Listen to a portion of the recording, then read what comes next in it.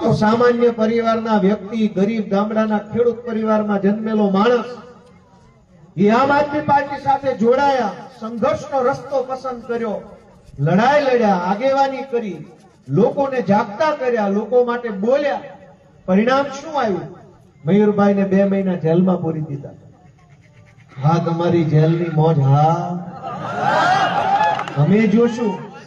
અમારી ભાજપ વાળાને એક જ વિનંતી છે. હું ગઈકાલે માળિયા હાટીના ગામમાં હતો, ન્યાય કીધું, અહીંયા કહું, આખા ગુજરાતમાં કહું છું કે તમામ ભાજપના નેતાઓ અમારા ઉપર જુલમ કરો છો. તમે અમારા ચૈતર વસાવાને જેલમાં પૂરો, અમારા મયુર સાકરિયાને જેલમાં પૂરો, અમારા પ્રવીણ રામ ઉપર એફઆઈઆર કરો, મારી પોતાની ઉપર એફઆઈઆર કરી છે.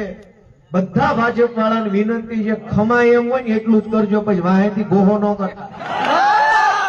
તમારાથી જેટલું સહન થાય એમ હોય એટલી જ વાયડાઈ.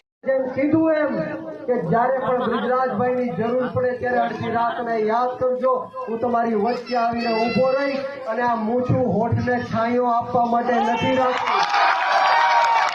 જ્યારે પણ મારા દાહોદ માંગે, ગુજરાત માંગે, જોરથી બોલો, તાકાતથી બોલો. આપ સૌનો ખૂબ ખૂબ આભાર. અમોને બોલાવીને માન સન્માન આપ્યું.